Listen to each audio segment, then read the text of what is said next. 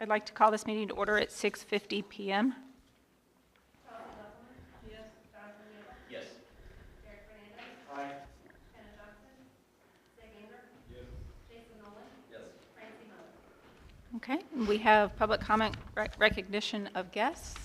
I don't believe we have any. And then we have, up next is a discussion of the budget. Okay, so how many in the audience came for the budget tonight? Mr. Easter, thank you. How many came for exemplary nights tonight? There we go. So you get a special treat because at the September board meeting, 10 minutes before the board meeting, we do the budget hearing. So that means that you get to hear about the finances for the district. So carry on, and we'll go ahead and have this presentation. If you have any questions, you're welcome to ask them. And then we approve the budget, hopefully, during the 7 o'clock meeting. So if you didn't expect this to happen tonight, here's an extra treat for you. Okay, so Board of Education, we have in front of you a presentation that you saw last month. There have been a few changes to it, but I'll just say that as a reminder, our budget considerations, we use conservative budgeting principles, so we underestimate our revenues and overestimate our expenditures. We will talk about revenue sources. We have local tax dollars. We don't count on all of those coming in. We use a 97% factor on that. You'll hear me say multiple times tonight that we received early taxes from McLean County in June of 2024. So actually that's supposed to be on this year's fiscal year accounting, but when it comes in early, you have to record it early because we're on a cash basis. So you'll hear a little bit more discussion about that. State funding comes in the form of EBF, and then also some other provisions that you can see there. Federal funding comes from our breakfast and lunch provisions, title grants, IDEA grants for special education, our ESSER funding, which is coming to a close, and a small rural schools grant that we're eligible for. And we will talk about expenditures in each of our 9 funds in the upcoming slides. So part of what I have to present to you when we're talking about the budget is the fund balance that we have in each of our 9, we call them buckets, or each of our 9 funds. And so in the middle column on the bottom, you'll be able to see the unaudited fund balances because we haven't had our audit for FY24 yet. But that looks like $6.3 million coming into fund, or in the balance of Fund 10. And then you look at the budget. You'll see on the right-hand column both the revenues coming in that we anticipate, those are underestimated again, and the expenditures are overestimated. You notice that there's a $2 million deficit there. That's not real because $1.5 million of the early taxes from McLean County went into Fund 10. That's where they belong. And so really it looks like a $500,000 deficit, which probably is the overestimation of those expenditures. Even with all that said, our projected fund balance at the end of June of 25 in Fund 10 would be $4.3 million. We've talked about this last month, but I give you an idea of what goes in and out of the education fund. Our evidence-based funding, our EBF, goes in there to the tune of just under $1 million. Our ESSER money goes in there. Local tax dollars, $6.3 million. So you can see how the state funding and the EBF compares to the local tax dollars that go in. So the local taxpayers really are supporting our school system. Expenses, that's where the great majority of our educational spending comes from. It's salaries for certified staff, paraprofessionals, cooks, nurses, certified benefits, technology costs, instructional and technology licensing, all of our out-of-district tuition, and athletic and activity expenses, and as well as food costs. So that's our biggest bucket of money. Fund 20, you'll see in the bottom middle, again, you'll see the unaudited fund balance is $2.6 million. Again, on the right-hand side, it looks like we're a little bit over expending to the tune of about $280,000. Again, this is accounting for all the early taxes already being in the fund balance. Ending fund balance in this is projected to be $2.4 million. And revenues, local tax dollars, part of our corporate personal property replacement tax, that's a mouthful. CPPRT is what they call that. Expenses, a lot of our custodial work, and projects that we do around the district. Fund 30, that's our debt service fund. So when we go out for bonds, this is our repayment schedule that comes out of Fund 30. That's the only thing that happens in there. So our balance we anticipate was about $450,000 going into the year. We'll bring in about $933,000, expend about $846,000. So we'll have a similar but a little bit higher projected fund balance at the end of 25. And we have some sales tax that goes in there. Local tax dollars make up the majority of it. And then what we pay for, like we said, is the bond payments, both principal, interest, and the fees. Transportation fund. Looks like we're coming in at about 700,000 to start with. Our revenues, 822,000, anticipated expenditures just under 790,000. So we're starting to make up a little bit of ground in this fund, which is good because it's had a low balance, kind of a scary balance for a little while. So our projected fund balance at the end of 25 would be just over $730,000. Let's see, we get some money from the state, but they're going to continue to prorate that, unfortunately. That was the news that we just learned earlier this week. Some of the CPPRT we've decided to put into this fund to help it be a little bit more healthy, and everything transportation comes out of this fund, including our bus leases. Fund 50. We're about at the halfway point here. This is where Social Security and IMRF for retirement funding comes from. Our balance is about $351,000 going in. Our revenues are a little bit lower than our expenditures. We had decided that we wanted to make sure that we were actually lowering the rate at which we were going to tax our communities for this year.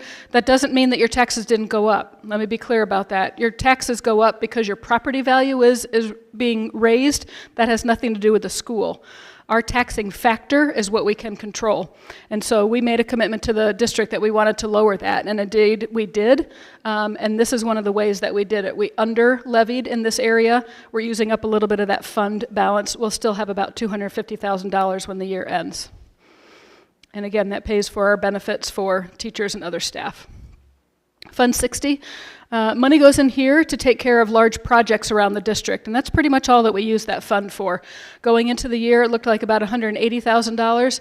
I want to explain this on the right. The revenues, we're really only going to, from the taxpayers, we're only going to bring in $30,000. Again, we levied pretty low for that because you had already allowed us to do some bonding. But we are going to bring into this fund through what's called an abatement from working cash, $3.4 million this year. So we're going to have enough to cover the projects that we're doing, which would involve the track, the concession stand build, potentially the bleachers. We're still waiting to hear a little bit more on that. The Memorial Plaza, the paving of that area, the concrete that's going to go down, all of those projects are within that balance right there. And we hope to end around $450,000. Let's see, Fund 70, working cash. This is where we can hold a little bit of money for those rainy days and for those big projects. So it looked like we came in with a very large balance. That's because of the working cash bonds that were issued last year. So we're starting at a $3.8 million. We're going to abate from that or take away from that $3.4 million to put into Fund 60, which we just talked about. But when you look at that, it looks like we're going to be way upside down because we're spending a whole lot of money there, but it's actually already in that balance. So the projected fund balance at the end would be about $560,000 in working cash.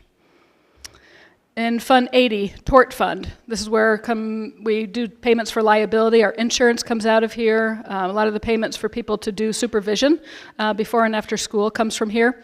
Our balance has been a little bit low in this fund, about $110,000 going into the year. We're bringing in through the revenues about $459,000, expending $372,000. So we'll be on the right side, we believe, for that. And so we're building that fund balance slowly. Be just under $200,000 when we're done with this year, we anticipate. And just a list of the expenses: workers' comp insurance, property and casualty insurance. We work with Bushu Human Resources. They come and guide us as a small district. Any legal fees that we have to incur, treasurer and activity fund bonds. So our people that handle money are insured. Our asbestos monitoring, which has to happen on a regular basis. Door monitor salaries, part of my salary. And then also our portion of the SRO salary and of the crossing guard salary at Snyder Elementary. And Fund 90, you've almost made it to the end. You're doing great. Fire Prevention and Safety Fund, or it could be called the Health Life Safety Fund. We went into this year with a $3.1 million balance. That's from the bonds that were issued for this express purpose. And so we're not bringing in much more. We levied pretty low. We do anticipate spending on our projects about $1.2 million this year. The roofing that was done, the chillers that were redone here at the high school, the asbestos project that we had here at the high school, some HVAC, all of these pieces are going into and being paid for from the HLS fund because they're approved projects for safety. And we anticipate we'll still have about $2 million in the HLS fund by the time FY25 is over. And that would be left for all the projects that come in the following years. And let's see, HLS approved projects, architect and engineer fees I didn't mention, that's also comes out of there, and the construction services. So that's our budget in a nutshell, and my computer says 7 o'clock, so whew, I think we did pretty good. Any questions?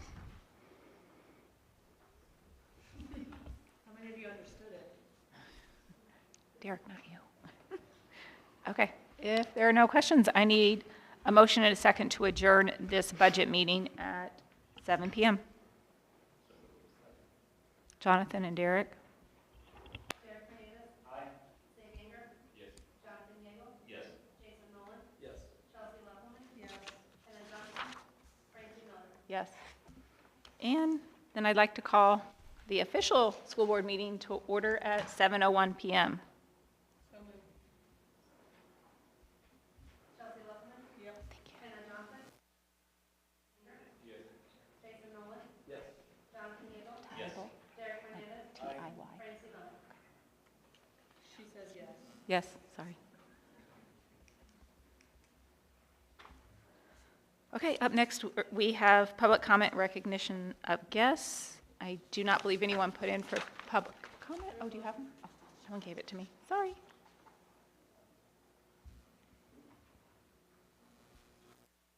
No one had given it to me, but that's okay. Thank you. Okay. Molly Schneeman.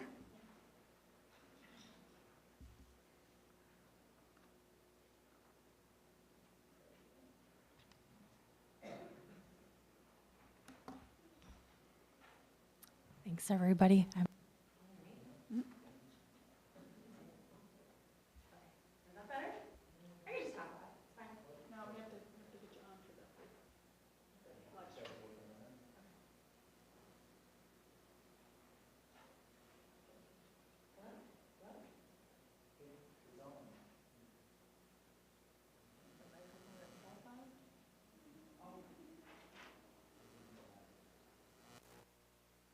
Test, test. Here, just use mine.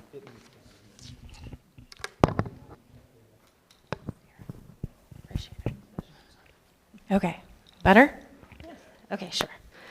So I'm going to make it brief because I know I've made myself known in writing, but I want to make sure that maybe a conversation is started. If it's not ended here, maybe it's started here. That I have a question as to whether the board will recognize classroom experience, whether or not it's backed by a license from the state of Illinois. And I'm asking because there's a lot of muscle out there that's going to be discouraged, and they think that their professional experience is not valued, that their years of serving in a classroom is valued as much as walking in from, say, Lowe's, State Farm, Carl, Rick Ridings, completely unrelated fields. And if you step into a vacancy and you start at square one, that puts you in an untenable financial position. And because the state of Illinois doesn't get the chance for you to pay them to tell you how to be successful in the state of Illinois, I think there needs to be a provision made for that. I served the district for 2 years without a license. I did so successfully because I had done the job before with different ages in a classroom, always in a classroom. And I figured it out because I served for 10 years. And I just want to say, I think that in the world that we have now, provisions need to be made for people who want to serve, who want to make the community better, and that their time, if they've been in a classroom before, needs to be recognized and valued to some degree. And that's my request. Thank you, Molly. Okay, up next we have the presentation, starting with exemplary nights. We are going to start with our staff members. For our exemplary night staff members, these staff members have been recognized by their peers for their exemplary work. As a Board of Education, we want to thank them for your efforts and the positive impact on Blue Ridge. When I say your name, if you could come forward. For Schneider Elementary, we have Michelle Wills.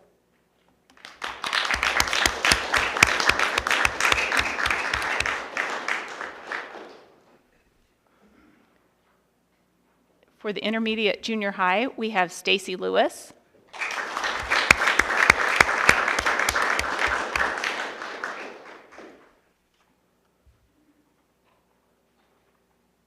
And for the high school, we have Marcus Mintier.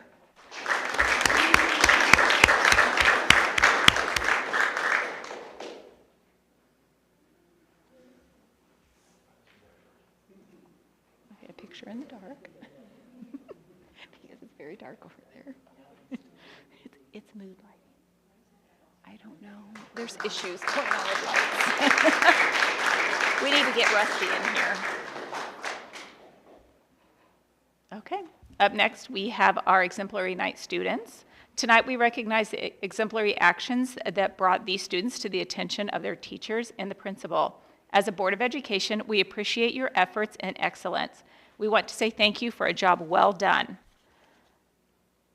Up first from the high school, we have Josh Berkler.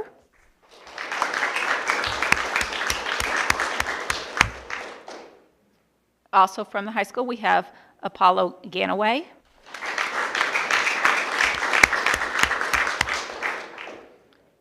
For 8th grade, we have Brendan Ferris.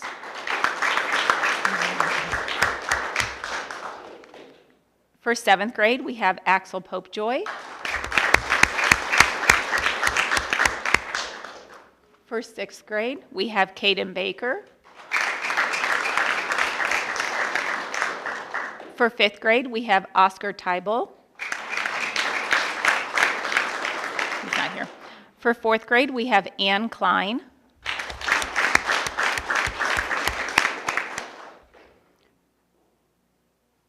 For 3rd grade, we have Braylon Anderson. For 2nd grade, we have Cambry Massett.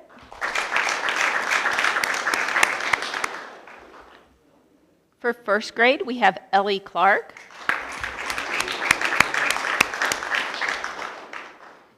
And for kindergarten, we have Audrielle Harden. I hope I said her name right.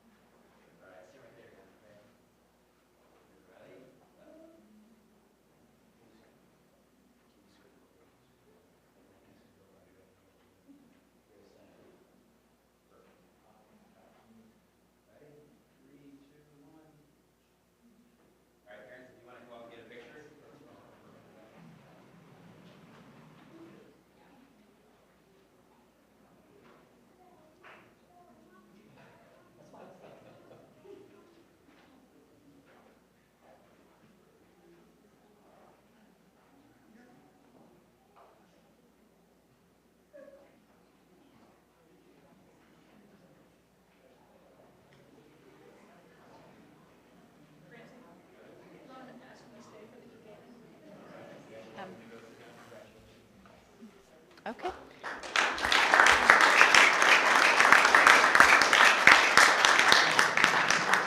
Okay, up next, we have a presentation on a new possible extracurricular at Blue Ridge that you may be interested in staying for. It's e-gaming. I tried. They're all running out the door. I think Caden is staying. He wants to listen, don't you, Caden? E-gaming, he's all about it. Caden staying. That's it. Well, you have to stay.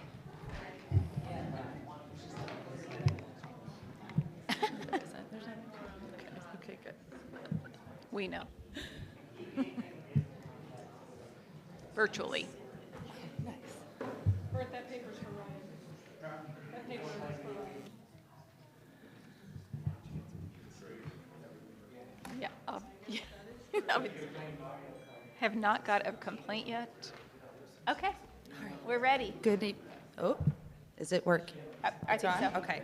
It sounds like it. Good evening. I'm Lauren Schaefer. I'm the business and tech teacher here at the high school. And I'm here today to talk to you guys about what we would like to do with the funds that we received from a memorial fund in regards to starting up an esports or e-gaming club. I believe in the presentation you guys got a letter from Paige Trimble kind of explaining everything with that. And again, I'm just going to go over the money part. So we received $8,800, and in the presentation that I sent, I kind of gave a breakdown of how we would divide it between buying Switch consoles and also PCs. In the world of esports, there's different games that you can play, and you have to have a certain device to play it on. So with a Switch, that allows the students to play Mario Kart. I shouldn't say play, compete. To compete, doing Mario Kart, Super Smash Brothers, and there's a couple other ones, but those are the two most popular on the Switch. And then with the gaming PCs, it would allow them to play Rocket League, which would be the big one that we would start with. And that would be the gaming situation, sorry. The consoles, the breakdown price, 3 Switch consoles, and this includes the whole setup, the license for the games, the yearly subscription, the controllers, the Switch console itself, and that comes about $570 a setup. So we budget about $1,140, and that gives us 2 complete setups, like 2 Switch setups. I think I have a typo in this. I am sorry about that. But then it leaves us about $5,400 to set up 3 PC gaming stations. So we would be able to have 8 students playing on the Switches, 3 in the gaming PCs, and the hope is to build it out a little bit more. Starting this as a club, we would be able to, have just a meeting time for them to come, get acclimated with the club itself and the games. And then we would be competing, if all goes well, and the interest is there, we would be competing with IHSA's esports season, which would happen in the spring. With the budget, the $8,800, it does leave us $1,600 left over after we spend money on the Switches and the consoles, and that leaves us that money for extra software, maybe some new furniture. I don't know if you've seen the business lab, but we probably would want some new chairs for the gamers, and maybe possibly some desks that also rise and lower to accommodate all of our students. And that is the breakdown. Do you have any questions? That is the initial. What does that look like from a year-to-year perspective? Yes, so for software cost, it's about in the breakdown, I have this chart right here. For the Switches, it is about a yearly cost of about $20 a Switch for the Nintendo online yearly subscription. So that's up $100 to maintain the software for those. Controllers, things like that might break. So I would probably say $300 for the Switch side of it. And then for the PC, they shouldn't need very much maintenance, just with like the software and the gaming itself, but that's free. And then we just have to maintain the software and the gaming, or the PCs themselves. So I don't think the cost, I'm not experienced, I am learning with all of this, so I do have connects out there. But the year-to-year cost, once we have the devices and everything, isn't quite as large. So I can't give you a solid number, but I can get back to you on that. Mm-hmm. And the idea behind this was Lauren's kind of volunteering her time as we start with something like this. We've talked with the union, they're in support. Union would just like us to be able to, and union president and I will sit down and talk about what are some processes when we want to introduce a new club like this. It's not in the CBA yet. Correct. How would we make that presentation to both the union and the administration at the same time? But the union is in favor of us giving this a whirl and seeing how it goes. Seeing what the interest is out there, and then, a year from now there might be another question, whether we want to have an MOU and add that into as a stipend position for the person to lead that club. And that's my intention too, is to kind of collect the data. I love data. So, in starting this as a club, I'd love to collect that data to be able to come back and give you guys an update, as it gets going and what the turnout is and the participation and such. Yeah. So, Yeah. Okay. Any other questions? all Thank you so Thank much. you.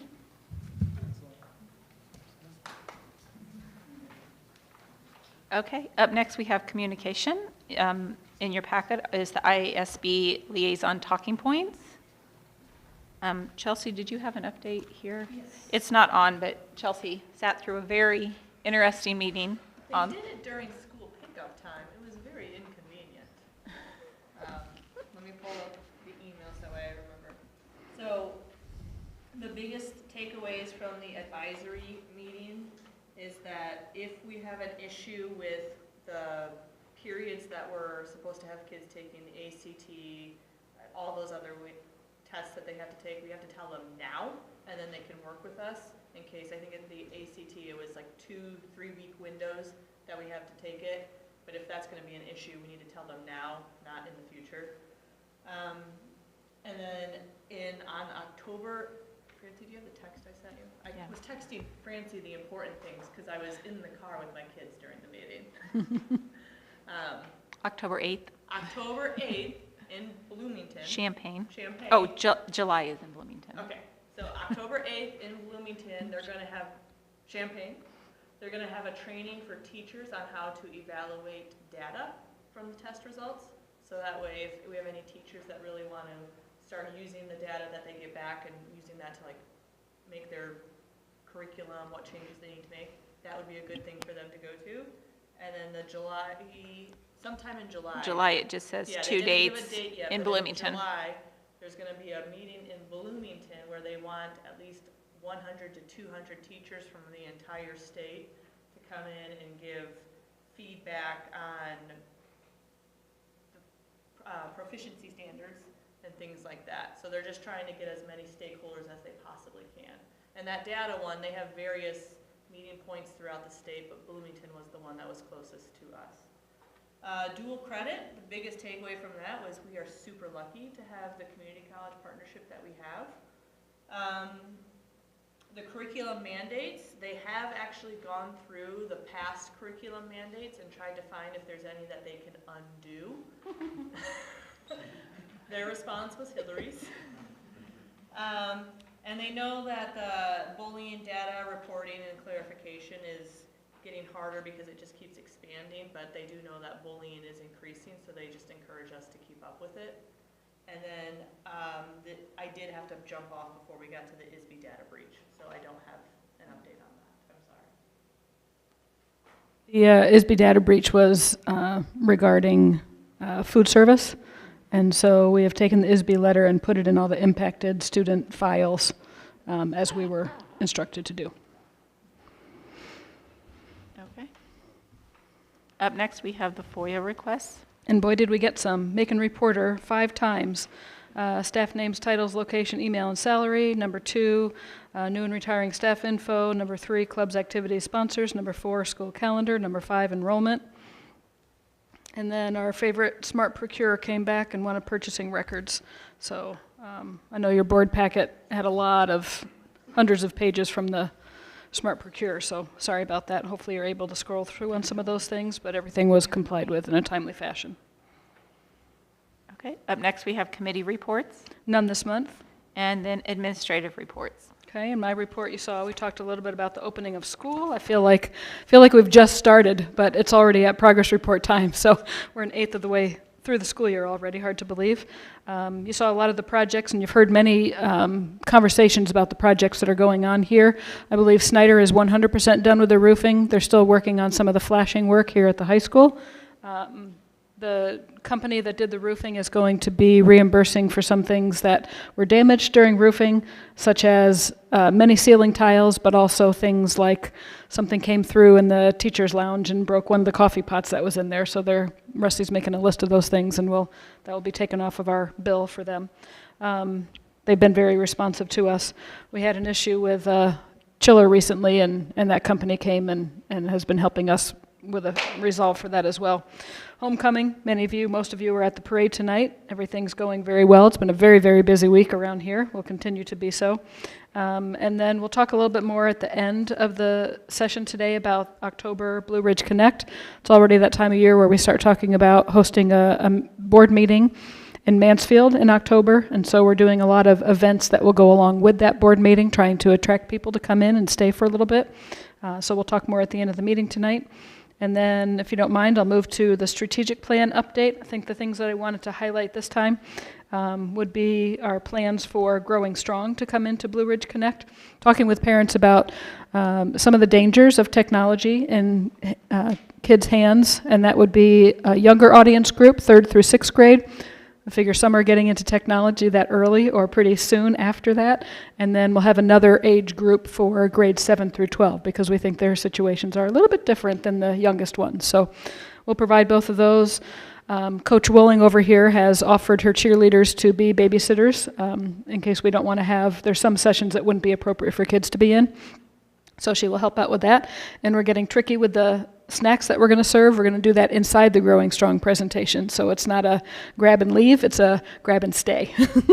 So we're trying to learn from past situations. iReady benchmarking, you might hear some of the principals talk about that, but it seems like we're getting to the place where iReady benchmarking is what we do. It's the norm around here, and it helps us monitor student growth. And then the CTE Education Pathway Grant, since Paige isn't here tonight, in honor of her newest grandbaby, I will say that we are working with Superintendent Tresnick from DeLand Weldon, along with Bement and along with Monticello. We will have a planning year next year, but following that, we hope to be adding another dual credit class through Parkland, starting students on an education teacher pathway. So might as well grow our own, right? So we'll start looking at things like that for the next couple of years, and that might involve more than one dual credit class over time. So those are my reports from my report and the strategic plan. Okay. Go ahead. Yep.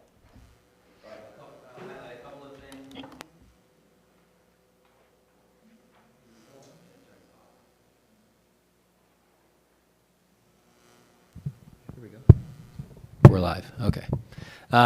Yeah, I'll cover a couple of things. I can talk about iReady real quickly. So we have finished up all of our fall iReady testing. Actually, Ms. Green here, as well as our MTSS team, mostly our title teacher, assistant title, school psychologist, Matt, and we determined kind of our tiers. And so we look at that for interventions where students are qualifying both math and reading. So those interventions are underway and going forward. And actually this week and through next week, we'll be meeting with grade level teams to dive into data more. Kind of talk about what that looks like for our Tier 1 curriculum and any kind of trends and things that we see that will impact kind of whole group instruction as well. Regarding Night Walk, I'm going to move into that next. That is one of our biggest fundraisers. It is our biggest fundraiser for the school.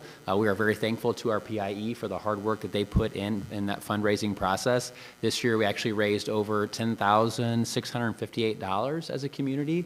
That money is awesome because it supports students and staff in a variety of ways, like end of the year events that we have, just a variety of parties and different things that occur throughout the year. PIE has been so helpful in providing things like shirts for students or a variety of things that all students benefit from in our building. So we're thankful to have them helping us. Night Walk will take place this year, September 27th, which I believe is next Friday, which is really hard to believe. It's at 6 o'clock outside at the high school, at the track. After that, we will have a fun family night where we will be watching Casper the Friendly Ghost in the old gym. So we'll invite all of our families to come out and attend.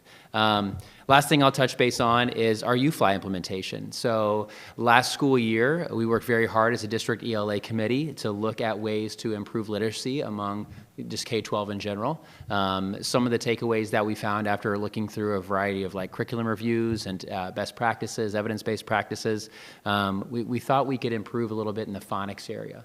And so one of the things that we had decided to do was to look into some different programs and how we can support our earliest learners in those foundational reading skills. We adopted a program called UFly, and so that's something that we utilize that really works on phonemic awareness and phonics in our youngest learners. It is explicit and systematic instruction, and so students are receiving instruction that is growing from day to day and building on each other. It is providing a lot of practice, both decoding and encoding, which is the writing side of the phonics program. Sometimes programs will only focus on reading words and not always spelling words, and so that's something that we're very excited about. We also were able to get a variety of resources that students are are using and hands-on resources that they're using to build words and really develop those skills. So we're very excited about that process and seeing that being used from K to 3. So that's a consistent program that'll be utilized. Obviously, when we have those foundational reading skills, that's going to open up, comprehension and vocabulary and all those other pillars that we have within the literacy component. So very excited to see this in place, and really looking forward to our winter benchmark and spring benchmarks to see how this impacts our phonics across the board. Any questions? Mr. Huddleston? Well, thanks to a lot of the hard work that they're doing over there, working with those foundational skills for our students in both mathematics and especially reading, we just finished up our iReady assessments a couple weeks ago. We've had time to kind of go through those at our grade level collaborations, and then in our junior high collaboration, we just finished kind of going through those tonight. But we had some of our strongest scores to start the year off, so we're pretty excited about that. And what I mean by that is, we really take a look at the data, and we specifically look at our kiddos that are in that bottom 20th percentile and say, okay, these are our kiddos that really need some interventions, and they need them regular and consistent. And so that's how we work with our interventionist, Kelly Soliday, and our staff to get that programmed. Something new this year that we're excited about is taking that idea and pushing it into our 7th and 8th graders from the reading side. It's not something that we've had since I've been at Mansfield, and I'm not sure if they've had it ever. So we're excited to be able to give some small group direct reading instruction, kind of a second dose of reading for some of our kiddos in the 7th and 8th grade, where that's usually, that intervention level is usually stopped at 6th. So we're excited to have that opportunity this year. Kind of jumped around on my thing, but sports update real quick. We're pretty excited that we start the year off with softball and baseball. Our girls softball team won their play-in game for the regional. Unfortunately, on the second game of the regional, they ran into Leroy, which was the #1 seed in the regional and a super good team, but they played them tough, and we were defeated, but winning that first regional game sure felt good. Our boys will play Monday, actually over in Mansfield at the Ball Diamond right outside the school. We're playing Ridgeview, so if anybody's got a chance to come over and cheer them on, they're also playing in the kind of the play-in round of the game, or of the regional. So we're excited about that. Girls basketball has already started, so now that our softball girls are done, a lot of them just didn't miss a beat, and they jumped right into basketball, which began on September 3rd. And then boys basketball will begin before you know it on October 21st. So fall sports are kind of finishing up, and our late fall and beginning winter sports are already beginning. It's amazing. And the last thing I'll talk about is one of the changes that we made kind of right before school started is we made some updates to our cell phone and personal electronic policy. Specifically that those had to be turned off and put in your lockers. In the past, it was turned off and put away. So we got really specific with our language. Thankfully, Dr. Stanifer helped us get some combination locks so that with those expensive devices coming to school, they can be secured if students decide. We're still trying to work on kids. They seem a little intimidated working the combination lock because they don't have experience, but it's something everybody can learn. It's a life skill. We all need it.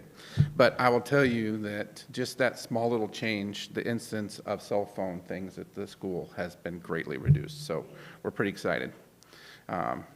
We did that mainly because there was lots, I don't know if you guys saw the news, there's lots of language changing in the area around that. Some even stricter than what we had implemented. And that and I let parents know that might be in our future too. There's certain schools around that don't even allow them in the buildings at this point. So we're just glad that we're trying to maintain that integrity of the learning environment. That is really our focus. So, and that's my report for the month. Any questions?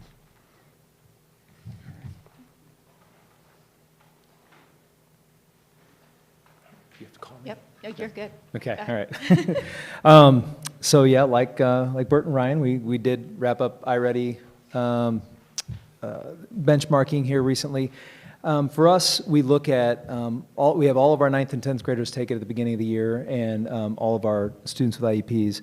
And yeah, our hope, because iReady doesn't actually extend through high school. There's not interventions and programming for that. So our hope is that, the 10th graders are all at grade level, or at least at high school level, and the 9th graders we can see, and a lot of them are as well. So we're taking that data and trying to figure out what growth we would expect to see by December. And so I'm having conversations with those teachers about that. And let's see, what else is going on here? Obviously, Dr. Stanford mentioned it's homecoming week.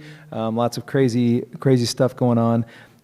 With that, the game kicks off at 6:30 on Friday night. So if you're coming out, don't come at 7 because you'll miss the first quarter. And so yeah, 6:30 kickoff on Friday. The dance is Saturday night. Anybody wants to chaperone? 7 to 9. Lots of excitement. Just shoot me an email. We'll get you signed up. No worries. Let's see, something else new.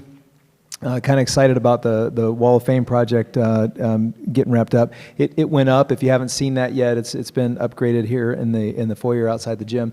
But it's not perfect yet. The company that put that up yesterday came out today and has already looked at it, and we're fixing quite a few things. But the overall outlay of it is great. Looks fabulous, but there's some little things that we want to get cleaned up, and so we were already on that. That they're going to take care of that for us. Over the past month, we had our first ILT meeting at the beginning of this month, and we kind of talked. One of the main things we spent a lot of time talking about was language for expectations on final exams. Because there seems to be quite a wide variety of things offered throughout the building, and quite a lot of different thoughts about that. And so we just, as a building, we want to make sure that we're being consistent with our expectations there. So we had some really good discussion on that, and we'll be rolling that out to staff at our SIP day on Monday. The following week we had our Tier 1, Tier 2 meeting. Had a couple of our new teachers join that, which was kind of exciting to see them join in the fray, and we talked a little bit about some data. We don't have a whole lot of discipline data yet, which is great. Hope it stays that way. But so one of the things we were able to focus on is data that we're collecting from our Securely Pass system, which is the digital passes, and it really gives us insight into those students that seem to be avoiding class more than others, and so ongoing discussions about how to help curb that behavior. Let's see. Oh yeah, and the other thing I have on here is something that I've noticed by having a full-time assistant principal. Jim has been a real go-getter, and just like he is attacking problems as he sees them. And one of the things that he's been able to do by being here every day is if kids are struggling with attendance in any way, shape, or form, maybe it's getting to school on time in the morning, maybe it's just kind of missing a day or two, randomly, consistently through each week. He's on that, and he's having conversations with the kids, and he's communicating with the families, and he's really staying on top of that. And then he also sends out a weekly DF list to teachers for them to see. And he's meeting with every kid on the DF list every week to talk about what are we doing about the grades and how are we bringing that up and coming up with a plan for that. So that's taken a little bit of strain off of our counselors, and it's been a really awesome thing for him to do. So that's what I have for you this week. Any questions? Or this month, rather. Yeah. Yes, Sig. Hold. Might not work.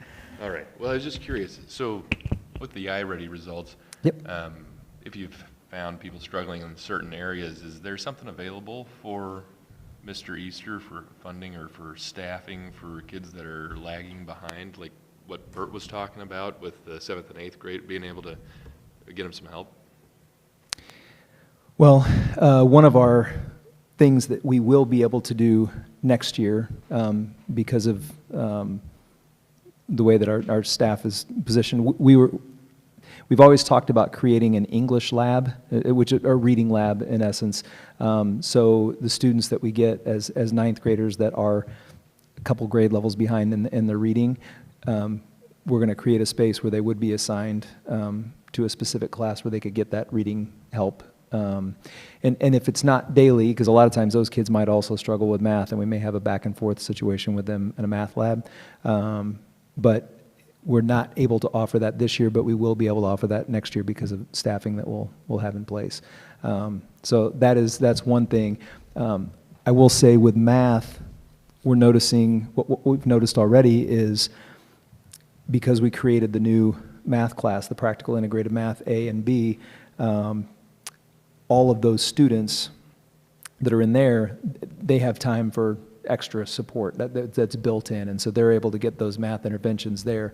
But we don't have a lot of students in math lab. We used to have maybe 20 kids in math lab, and I think this year we have maybe 8.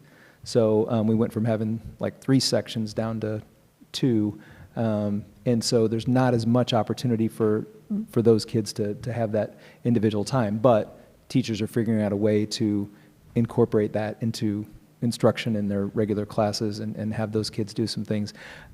But it's new, and so there's going to be bumps in the road, and we're just getting the data, and we're just trying to figure out who are the kids that really need this and how are we targeting those. So, yeah, I don't know if that answers your question or not. Working on getting them some more help if they need it. Yeah. Even if, hopefully Bert's got them ready to go by next year. Exactly. That's what we're counting on. That's exactly what we're counting on. It's all be like Bert. That's our goal. Yeah. It's very unusual for a high school level to have a really functional intervention program. It's also very rare for them to have, a social emotional learning piece, which we do have here. Also unusual for them to have a functioning PBIS piece. So we're trying to put in things that aren't really naturally happening in many high school, just because it's more difficult. A high school is just a totally different school than the other grade levels. But between the math lab and the reading lab and the practical math, those are some of the ways that we're trying to address those needs. It's just, iReady is really wonderful in that it hands you the package and says, oh, by the way, these 6 kids in your classroom need this specific skill, and here's the lesson plan that you can use, and here's a digital, lesson that you can give to them as well. So it really gives you everything that you need, because teachers don't have the time to create all of these extra pieces. But at the high school level, more or less you can find out where the gaps are, but then your teaching staff has to figure out how to fit that in and what to use. Yeah, because those 6 kids that might have all that one need, they might be in 3 different classes, and if they're not in a math lab together, then it's just that they're really spread out, and we don't have a way to pull them, because I don't want to pull them from their English class or their social studies class, and probably they need their study hall to work on other things, and so it becomes a little bit more complicated. But yeah, we're trying to be creative with that for sure. And the math camp helps as well, that Sure. Marcus does in the summertime. That's true, yeah. Marcus, who's here tonight, I was trying to think of all the things that he did. Between going to Nashville conference and running math camp and writing a new curriculum for our new math course that we created this summer, and just like he helps everybody in this building anytime they have a question with anything. He's amazing, so. Yeah. Yep. Sig, did you have any other questions from previous? Okay, I just want to make sure. Yeah. How are the teachers You're doing welcome. with it? Do they like having the iReady at their disposal and the information? Are they receptive to it? I will say, and that varies, that has varied a lot across grade levels and across departments because this is year 3, I think, for iReady. Yeah. I think that's right. Yeah. Yeah. Pilot, and then second full year, yeah. Yep, second full year. I'll say my special ed staff absolutely loves it, again, because it analyzes where the kids' needs are and breaks it down and gives them individual lessons, and because they have small classes with those kids, and they can have 4 or 5 different students all working on something different, within there. And so, yeah, they've loved it from day one. And the English and math staff recognizes the value with it, and we are just constantly trying to figure out better ways to encourage students to do the extra work, because as teachers they see it's really important. We want you to be at grade level with your reading, and we want you to be at grade level with your math, but some students are like, I'm fine where I'm at, and there's really no teeth in it. We're trying to give them everything they need, but they gotta want to take it, so yeah. 21st century, who needs to know how to read? Correct. AI will do it for you. Yeah. Okay, I can probably turn off the mic, right? Nobody else is talking? June. Oh, Blair gets to talk. Good talk. I've never done this before, so bear with me. We'll be nice to you. Chelsea.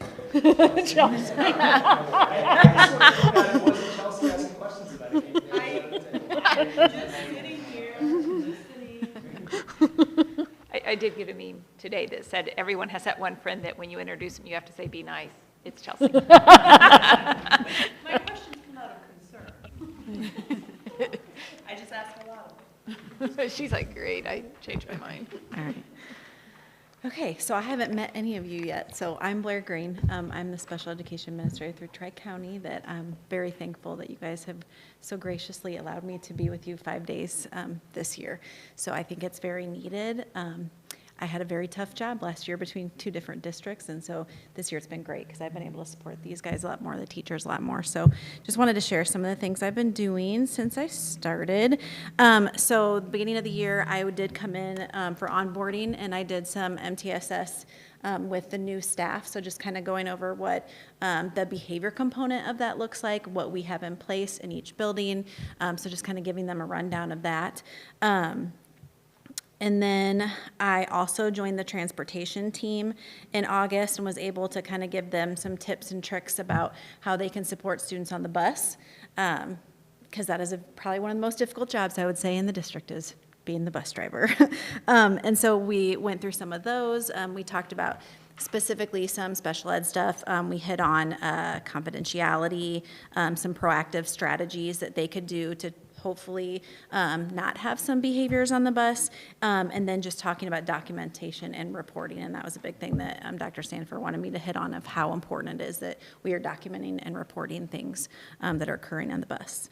Then I helped Ginger Payne, who is our assistant director at Tri-County, do some crisis prevention intervention training. I stayed for that. I was supposed to be trained to be the trainer this summer, and they canceled on me and moved me to October. So I will be getting that training in October. So in the future, I will be able to train, which I think will be good. It's a little bit easier to work with my schedule and trying to get that done rather than having Ginger or Dr. C or someone else that is already trained. So I'll be getting that in October.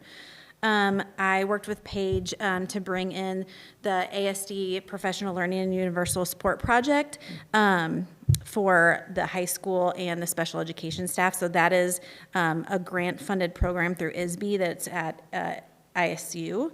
And so they do a lot of different things, but they address significant needs of children and youth with ASD and related behavior and communication disorders.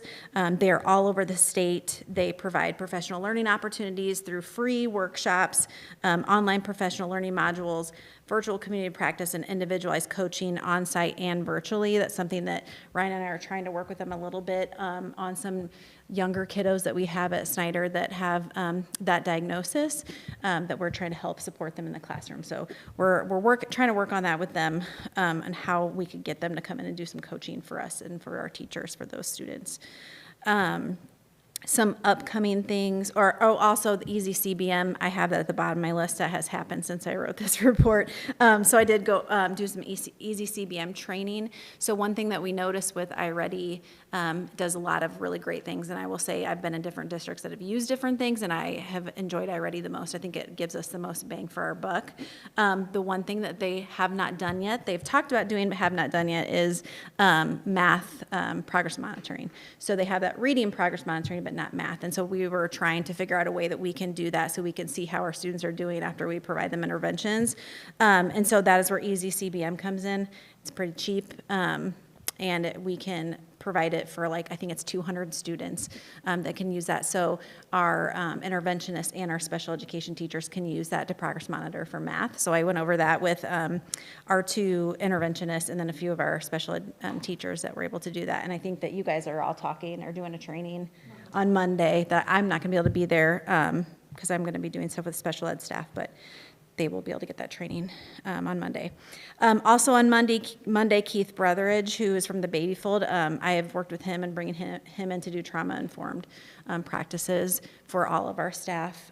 That is a requirement from the state, but also it is extremely important as we see more and more students coming to us with a lot of trauma. I'm going to be doing a check-in, check-out training for the district, and that is going to be very focused on how do we do that intervention with fidelity? How do we talk to kids? The biggest part of that component is that relationship building with the students that need it. And so I'm going to talk through like, how do we do that? What does that look like? I've been working with, the ROE has hired a new person that used to work for Midwest PBIS. She's wonderful. I've met with her a couple times, and just some different ideas of like giving staff ideas of what to do. So we're going to go over some different strategies. I have a couple of videos to kind of show them what that looks like at the high school, what that looks like at the elementary, and to how to have those important conversations and making sure it's not just data. Oh, you did this wrong, you did that wrong, you did this right, you did that right. You know, it's really about that conversational piece. For them. So that will be on Monday as well. I'm going to be doing a paraprofessional training on Monday. That will be a first, I believe, for the district for a training, which is awesome. So I'm going to sit down and talk to them about how awesome they are, and then just go through some different ideas of like what that job looks like, and just giving them some different strategies and supports, because I think that we ask a lot of them and they don't always get that training that they need for the job.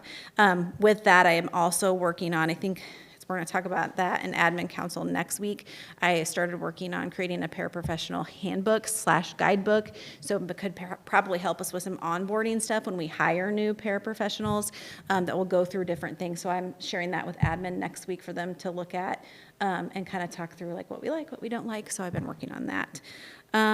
Our school psychologist, Beth Harris, is going to do a SLD training on Monday for the pre-K through 8 teachers, and then the pre-K through 12 special education teachers. So just going through specific learning disability, the requirements that we have through the state for students to be eligible for that.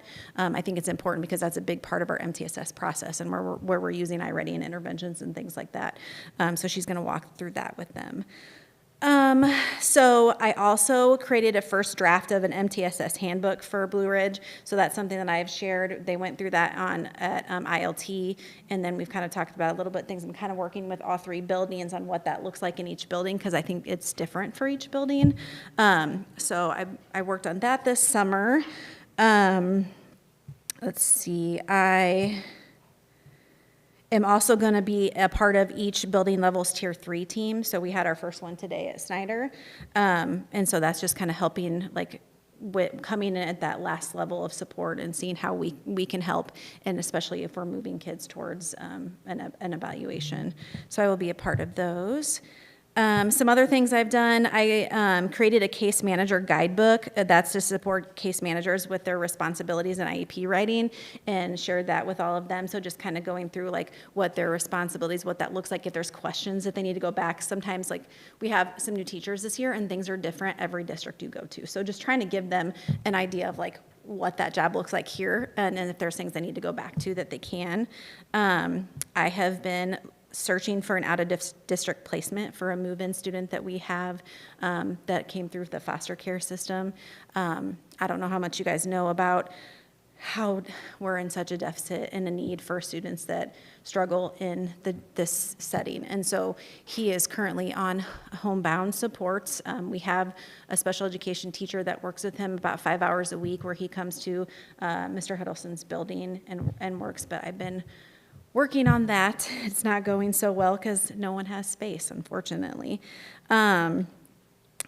Let's see, I also started this year having our case managers and our Tri-County psych and social workers sit down with each case manager and plan out the year about meetings and like talking about reevaluations, things like that, just to work on our communication and collaboration with them. Let's see, I assisted with pre-K screenings. I created a special education shared drive on Google that has a bunch of different resources and things that the teachers can go back to if they need it. And then I created a dynamic learning map. That's an alternative assessment for our students that can't take the ACT, IAR, ACT, those things. So we were indicated, I guess, I don't know how you would say that, saying we had too many students for the number of kids that we have taking that assessment. Unfortunately, like almost every school or district in the state was indicated on that, because it just is what it is. Like we only have, I think it's 1%. 1% of our students are supposed to be able to take that. What happened was the federal government said, oh wait, you guys are doing way too much and we're going to take money away from you. You need to fix it. And so as we said, well, we're going to fix it by saying all the districts are, not meeting that. And so we sat on like one meeting, we did a plan that we created, and then they were like, we're going to meet monthly. And then like a few weeks later, like, never mind, we're not going to meet monthly. So I don't even know what's going on with that, but I did create a guidebook because we did find some kids that did not need to be taking that assessment, and they did not meet those requirements. So we rectified that, and then I just created this guidebook for the teachers to say, hey, this is what we're looking at when students need to take that assessment. Let's see, I'm going to take over putting all of our accommodations into Pearson for Christy this year, so she isn't doing that. So that's really taking accommodations that kids need for the IAR and putting that into the system so they're able to receive their accommodations that they need. So I'll do that for all of our IEP and 504 students. And then also I attended the admin retreat. Then I just gave you guys some current data. I'm almost positive change since I first did this. I know we did make one student not eligible today for speech and language. They graduated from speech and language, which is great, over at Snyder. So that took one of our kids away. And then we have added opened another evaluation on a student today. That was another move-in student in foster. So that I just shared that data with you guys about how many kids in each building, where our out-of-district placements are, how many of our students are getting special transportation, how many move-in students we've had with IEPs this year, how many open evaluations we have, and then our early intervention students, so those kids coming before they turn 3 that are receiving services, we have to do an evaluation before they turn 3 to determine if they qualify for services pre-K through 12. So so we have 3 on the list right now. We just opened one of those today too, so we had 2 open. So we have a kiddo turning 3 in October that we opened in about 4. So I think that's it, and I talked a lot. I apologize. Next time I'll try to be shorter. Do you guys have any questions for me? Any questions? So if somebody is going to have a child that's going to turn 3, how do they know to contact the school? So there is a service through, I will say this, early intervention is what it's called. It's through Child and Family Connections. I can't remember the name of it right now. Sarah Patterson is her name. She kind of does the case management for Piatt County and DeWitt County. She is awesome. So she is my contact person. So we have a list on SIS, the Student Information System, that I can access, and most of the times the kids are on that list, not all the time, but if they are not on that list and we didn't evaluate them, we get in trouble for it. So that's why it's great that Sarah Patterson is awesome. Unfortunately, Bellflower's in McLean, and that is a struggle bus a little bit. The case manager for that section is a little bit more difficult, so I have to reach out to them a lot more and say, hey, do you have any kids on this list? Hey, I've not received any paperwork on this kid that is from, your area. But yeah, so mostly it is through either Sarah, me looking at SIS to see that, or me reaching out to the caseworker in the McLean County area and making sure there's nobody out there I'm not aware of. So, yeah. Okay, and if someone wanted to contact somebody, who would they would call Sarah Patterson, or just they can call you? Like if they have services or they want services? They want service. They may need to be evaluated. Yeah, so if they are before the age of 3, that a lot of times can come through their pediatrician. Or is the one that typically would recommend that.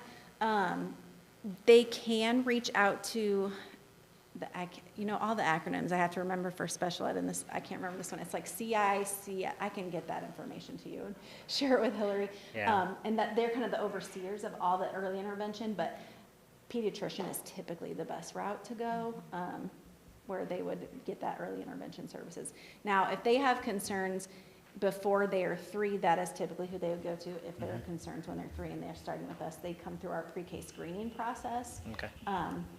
Hopefully, like that is something that we call child find, so we have to put out different information about, hey, we're having screenings, please come. There is always a potential that there are some 3-year-olds out there we're not aware of, but that is why we put that out. But typically, if they're 3 and older, that falls on the school district to do that. Okay, thank you. Yeah. Anything else for me? Okay. Thank you. Thank you. Okay, up next, we have the approval of consent items. If there are no questions on those, I need a a motion and a second to approve the consent agenda items listed on attachment A as presented. Sig and Jason, sorry, Chelsea.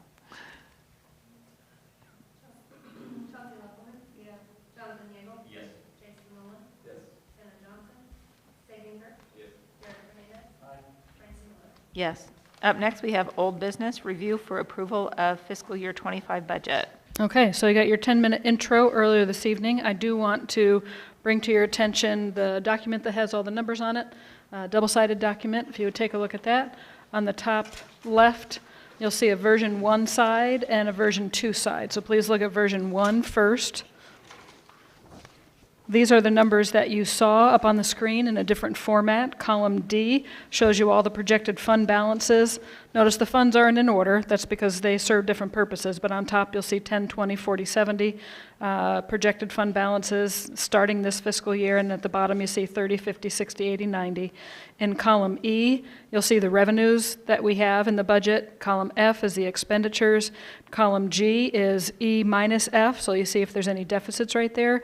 And then column H takes column D where you started, applies the surplus or deficit from column G, and gives you the projected fund balances at the end of fiscal year 25. That's in column H. What I want to say to you is I look mostly at the very large deficit areas. So Fund 10 should be of concern, right? Because you see a $2 million deficit there. When you go down to the bottom, you'll see Fund 60 has a $3.1 million deficit, and Fund 90 is 1.18. Well, now I want you to turn to the other side where you see version 2. This is where the early taxes have moved into the revenue column. In other words, let's pretend like we didn't get them early in June. Let's pretend like they really came in July. And instead of the tax money sitting in column D, like with the starting fund balance, instead it's found in column E. So that's showing you in Fund 10 as you go across, we expect to bring in 10.3, we expect to spend 10.9. So that deficit right there, visually you can see, is down to about $580,000. And again, way overestimated on our expenditures, so I don't anticipate that to be true. That's just kind of a little safety net. Then when you go down below, you'll still see bad news in Fund 60, right? 3.1. That's because we are planning to abate into the capital projects fund. It's not there yet, so it looks like we're way overspending. We have that money, it's just sitting somewhere else right now. Okay? And then the other bad news that you see on there is the Fund 90. It looks like we're going to overspend by 1.1 million. Well, but look back in column D. That's the money from the bond issue that's sitting there. We already have the balance. It's in the pocketbook right there. It's waiting for us to do the work.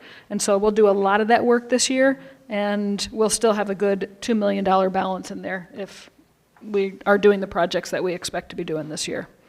Okay? So you'll notice at the very bottom right, 11.498 is the projected fund balance.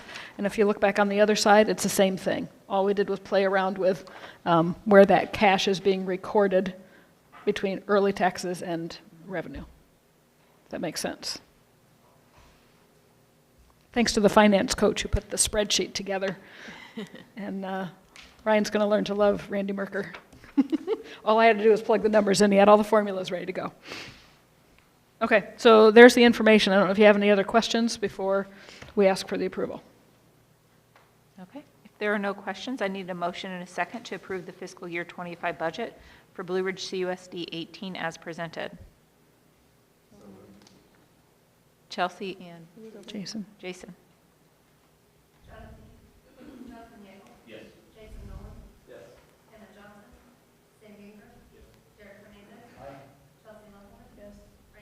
Yes. Up next, we have new business, approval of fiscal year 23 single audit. Hot off the press, you'll look by your place and you'll see a stapled packet that says Blue Ridge Community Unit School District, Farmer City Annual Federal Financial Compliance Report. So when a district spends over $75 or $750,000, I think it's over $750,000 in federal money during a school year, then we have to have a special audit. You pay a hefty price for that, and our same auditor does that. This is back from the fiscal year of 23. That's how far back this reaches, so ended June 30th of 2023. And so the information that just arrived today, hot off the press, by around 4 o'clock this afternoon, was that everything looks A-OK. So that means that all the federal ESSER money that's come in and out of the district was handled properly, according to the auditor. So great news. Thank you, Kent. Cool.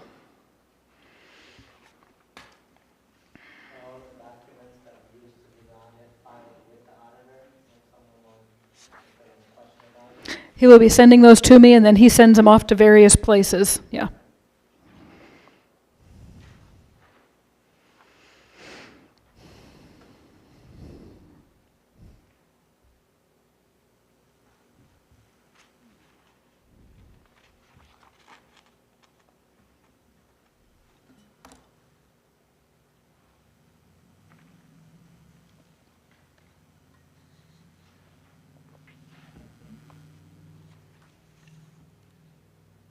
Okay.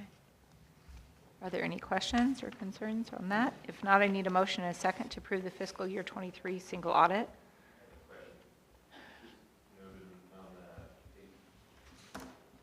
Page 6, a little new to looking at these, so you probably help me. Unmodified qualified adverse and the disclaimer, I don't know, does it make any difference what the, what ranking we get on it, or is it all, it's just good?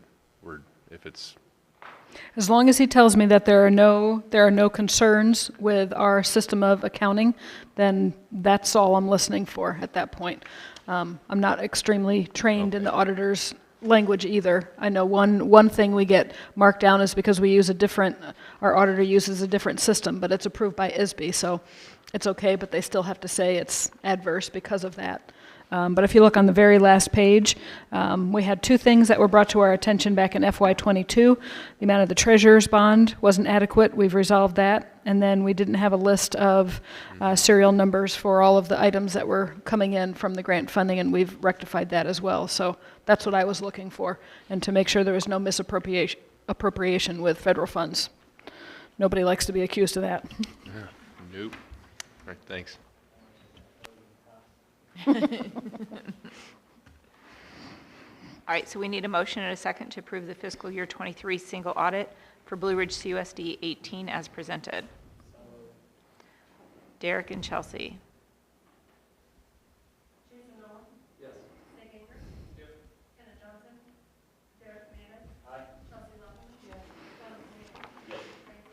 Yes. Up next is consideration of dual credit tuition payment for course taught by a Parkland professor. Okay, so you had your information in front of you on the action sheet. There's three kind of different ways I think we could go on this. We pay for all of the Illinois Virtual School credit for our students who are taking calculus. That's a common thing that happens here in their senior year. That course for the high school is $300 per semester or $600 per year per student. When we started adding in dual credit, that's where we had to decide who was going to pay that tuition credit. For the dual credit that's taught by a Blue Ridge person, in other words, we have art appreciation, and then also first year experience, which is a semester course, and then English 101 and English 102.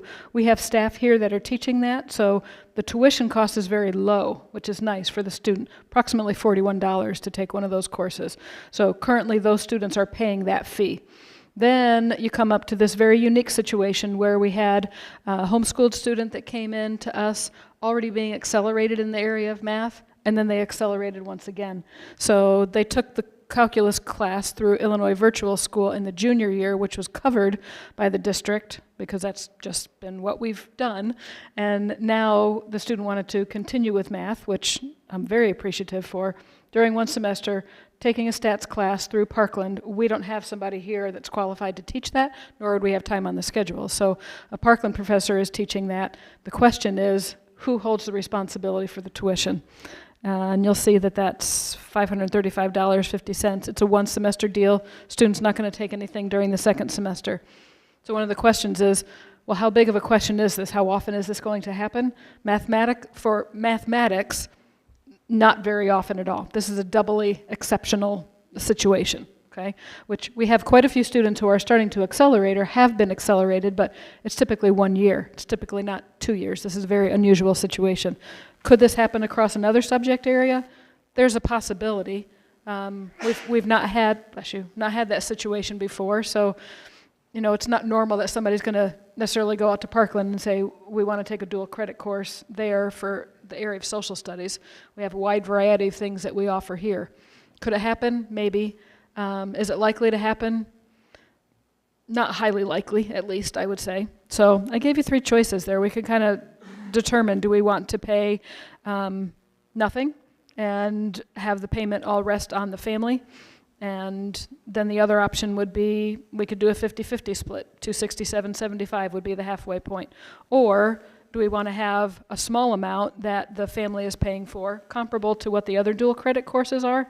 It's not the student's problem that it's a Parkland professor versus a Blue Ridge teacher. So if the other students are paying $41, I just took $50 off and said maybe it's a $50 payment.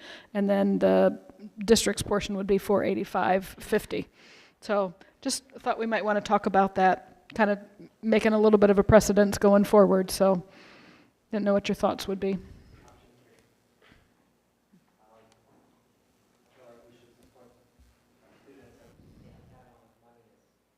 Negligible. So right now, it'd just be case-by-case basis, and if we started seeing numbers trending up, we can figure something out later. Yes, I think that's reasonable to do. We could, I mean, you're kind of setting a precedence by saying we want to help them as much as possible. I like the idea of them paying something because they're getting Parkland credit out of it, just like the people who are taking the FYE and all the other pieces. They're paying something because they're getting something in return that lasts outside of high school. So I think that's a reasonable way to look at it. But there's always a way to say, let's stop the presses where we are and let's make a different decision if you decide that you went for number 3 this time, but you didn't like that in the future for some reason.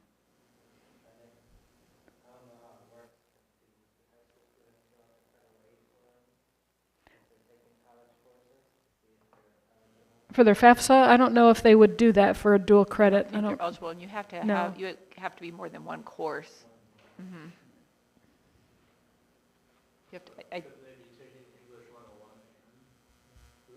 but the English 101 would be here with us, and so you wouldn't be eligible for FAFSA with that.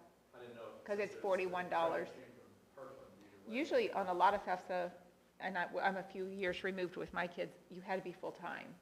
If you went below full-time, which is 12 credit hours, it impacted your FAFSA, and then your next semester you were in a huge heap of trouble, and so, and I think with us, because it's like, if they're taking the English here, the 2 of them, it's $41. I don't know that that is eligible for any of that. But even if there was like 10 students a year, okay, so you're now talking about $4,000. So that amount of money is so small. And I think a lot of the reports that you're hearing are about what we're doing for those who are struggling, right? And I think a lot of times, sometimes those who need that extra push at the top, sometimes it's not as easy for them to get the attention that they need. So I'm very happy that we have somebody who's wanting to continue with math even though they didn't need to, so that they're more prepared when they leave. There's a whole bunch more kids that come in that we can pay for college credits, because that'd be great. It's supposed to do that too. Mm-hmm. Our district having the reputation of fostering our exceptional students, so I would like to go for option 3. Option 3 is district pays all but 50. I'm not saying anything because I agree. Okay, so we're going to go with option 3. Is everyone comfortable with that? Okay. Okay, if there are no further questions or comments, I need a motion and a second to approve $485.50 of tuition reimbursement for the student taking a dual credit course taught by a Parkland College professor for the 2024-2025 school year as presented. Derek. Sig. What made you think that? Blair, this is normal activity. We're super fun. Yes. Yes. And up next, we have increase in paraprofessional hours for afternoon bus supervision. So right now, Bert and Shauna have about 55 students waiting after school from 3:10 dismissal until about 3:30-ish for 3 more buses to arrive there so they can start going home. We just happen to have a slew of incoming 4th graders that needed those later buses. And I have a mistake in my action sheet. It says currently we have 1 paraprofessional supervising the group. That's not true. It's 1 teacher.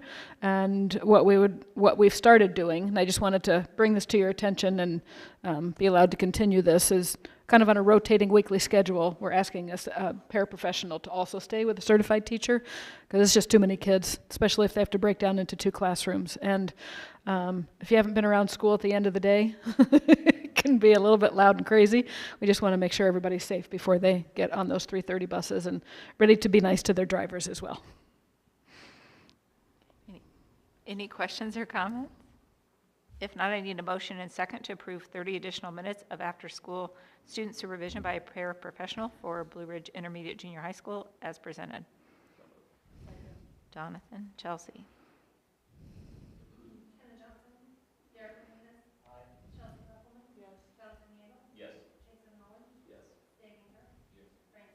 Yes.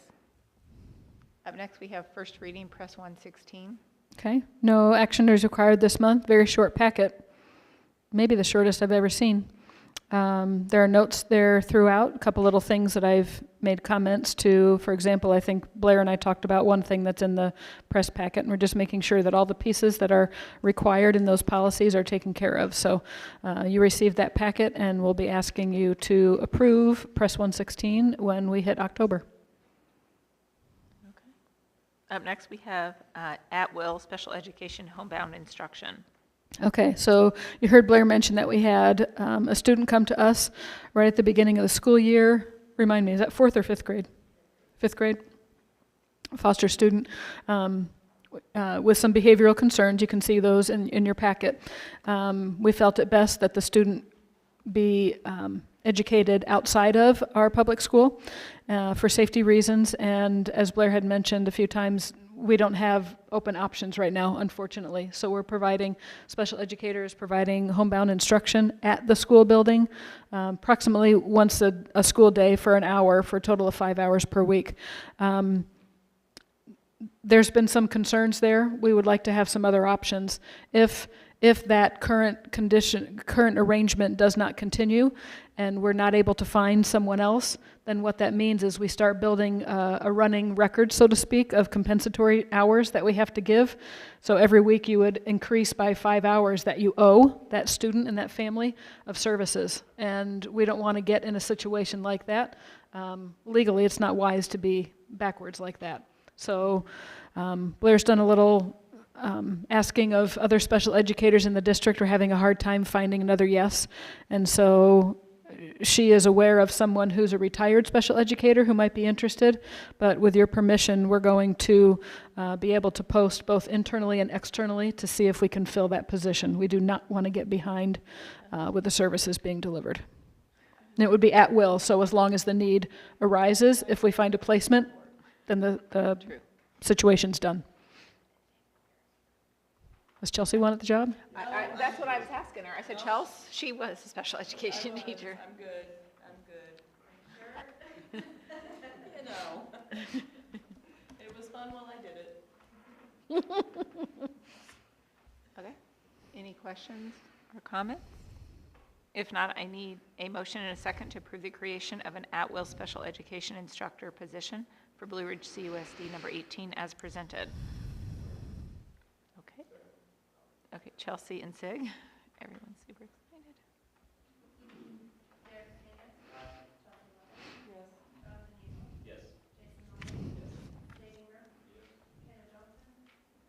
Yes. Up next, we have approve the MOU, internal substitution. So many of the principals will say that sometimes they are relieved from being a sub for the day when we have a paraprofessional who is licensed to be subbing for a teacher. So that happens quite a few times during the school year. Typically what PSRPs have done is they'll get paid at the higher rate.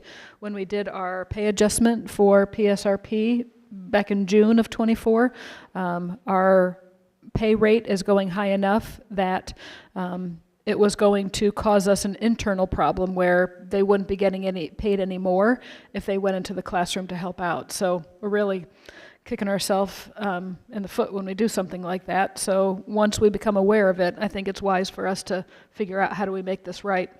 So one of the things that we're offering, and we do have the union's agreement to this, is that if a PSRP who's licensed either with a short-term sub-license or a substitute license, 2 ways to get to the same result. If they're asked to go in on an hourly basis, they would be paid an additional $2. What we would not do is go over and above what we call the curriculum rate, which is a first-year teacher divided their salary for the year divided by 1440. That's how we come up with what the hourly pay would be for a certified teacher to go into somebody else's classroom. So we're not going to give the paraprofessional more than we would a classroom teacher. They can earn up to that amount, but it'll be $2 per clock hour or per class period. So that's what the sub-caller has been asking for help in that area. The union is agreeing to that. And I think it would be wise on our part. It's a very small amount, but it might be able to get a paraprofessional to say yes, which would keep your principals doing their own job versus teaching classes. Okay, any questions or comments? If not, I need a motion and a second to approve the MOU for Article 6F, internal substitution for Blue Ridge CUSD, number 18 as presented. Jonathan and Chelsea.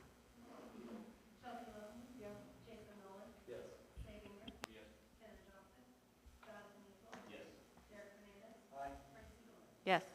And now I need a motion and a second to move from open session to closed session of appointment, employment, compensation, discipline, performance, or dismissal of specific employees of the district at 8:16 p.m. Chelsea and Zig.